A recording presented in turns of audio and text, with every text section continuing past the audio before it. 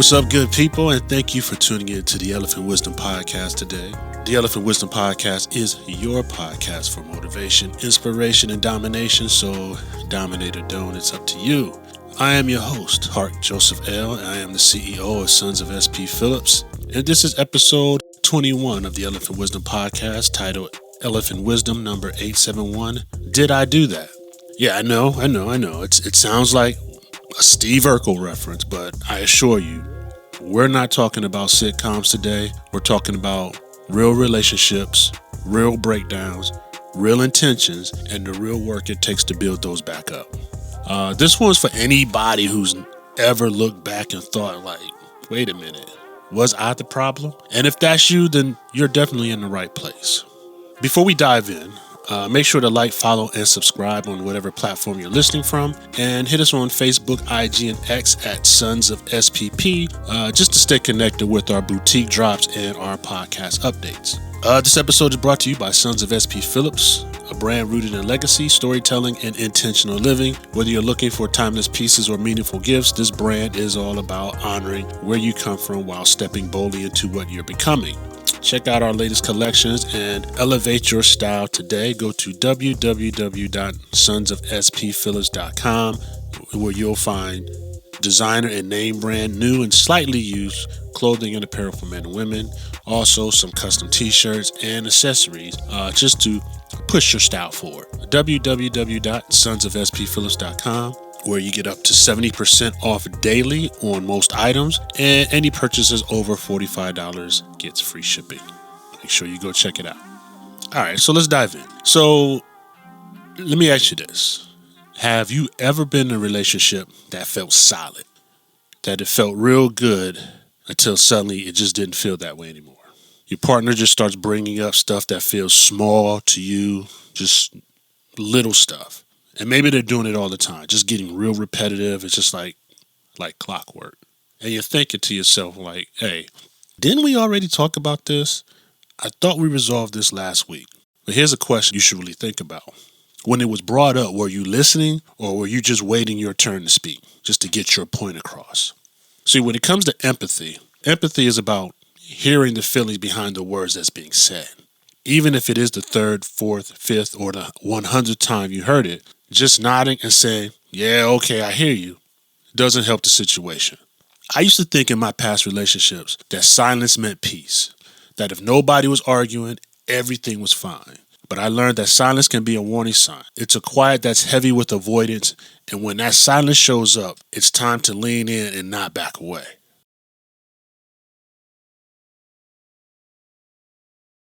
So with me, I'm always going to keep it real with you. Now, I've had moments where I've had to look back on some past relationships and had to look back at myself. And I thought about some of the things I've said and some of the things I've done. And there were times where I was like, man, I was a serious jerk. And I wasn't doing it on purpose. I wasn't really trying to hurt anybody, but I didn't know what I didn't know. I didn't realize how my tone, my timing, and my absence could make someone else feel invisible. Now, every time from these past relationships, from these prior relationships, I learned something, and I tried to carry what I learned forward. I brought those lessons into the next relationships, and eventually I figured it out. I learned how to show up fully with my current wife, with intention and with presence. But even now, when something feels a little off, or there's a little tension in the air, we pause, we reflect. I ask myself, did I do that? Did I do something? And she takes time to do it as well. The strength in our relationship isn't in avoiding the conflict. It's in how we show up for each other when it happens and we're ready to do the work. That's called the mirror moment. That's how the real work starts, because sometimes the issue isn't what they're saying. The real issue can be when your spouse or partner stops saying it. Now, there's two sides to every story.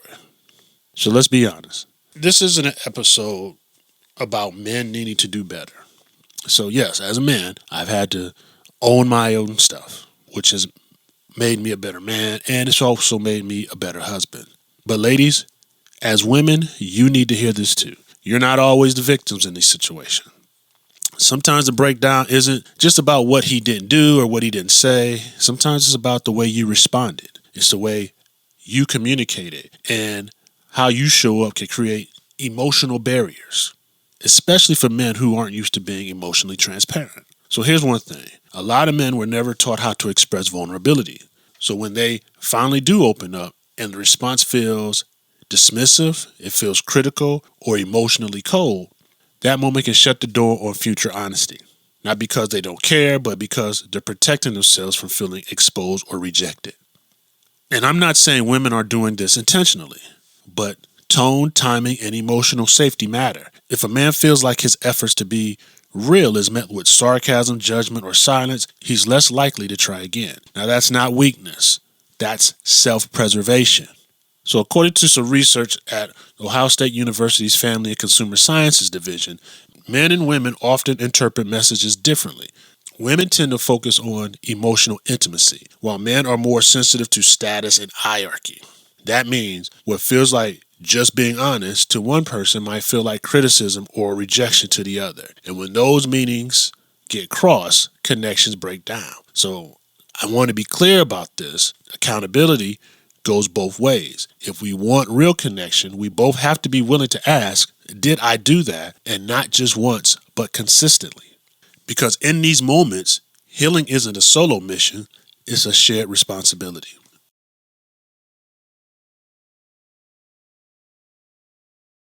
With that being said, let's talk about emotional security. This is the heartbeat of any healthy relationship. It's what gives both people the freedom to be honest, vulnerable, and real. You don't just want to avoid drama, you want to build something solid, a space where both of you feel seen, accepted, and safe.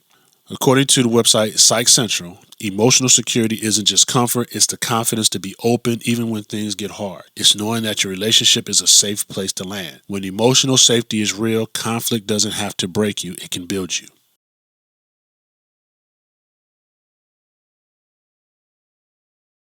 Sometimes, even with the reflection, the empathy, and effort, things still can feel a little bit stuck.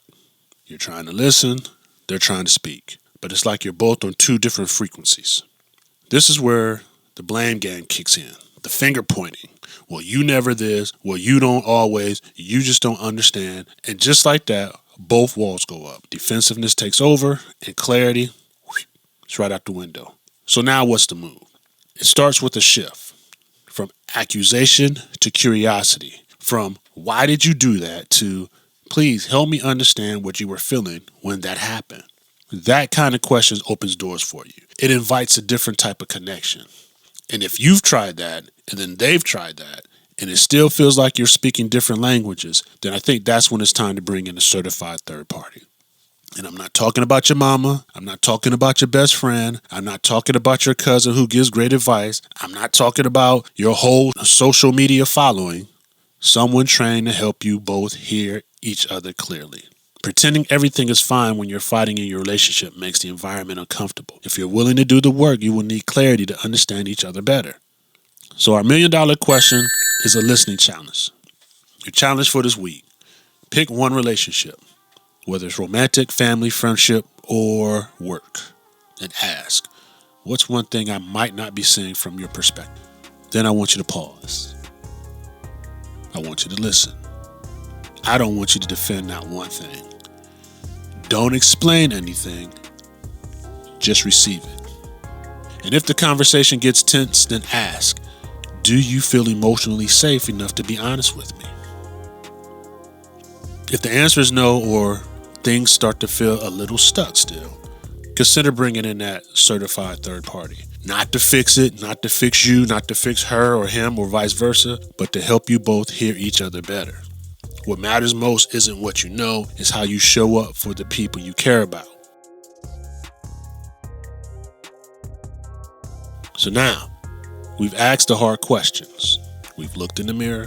We've challenged ourselves to listen without defense.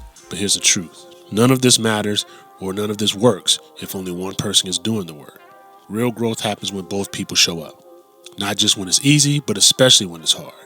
You don't have to be perfect. You just have to be present. You don't need all the answers. You just need to ask better questions. And you don't have to carry the weight alone. You just need to be open to sharing it. Whether your relationship is thriving or barely hanging on, the path forward starts with mutual accountability, with empathy, with emotional security, and with the courage to say, I want to understand you better, even if it's uncomfortable. Because when two people commit to that kind of honesty, that kind of grace, that kind of growth, that's when real healing can begin. You're tuned into the Elephant Wisdom Podcast. The Elephant Wisdom Podcast is your podcast for motivation, inspiration, and domination. So dominate or don't, it's up to you. I'm your host, Art Joseph L., CEO of Sons of SP Phillips, and we are streaming on YouTube, Spotify, Amazon Music, and iHeart. Make sure to like, follow, and subscribe from whatever podcast platform you're listening from. And stay connected with us on Facebook, IG, and X at Sons of SPP for updates on our boutique drops and podcast information. I really appreciate you sharing this time with me today. And remember to dominate each day and make sure you pray along the way. Thank you.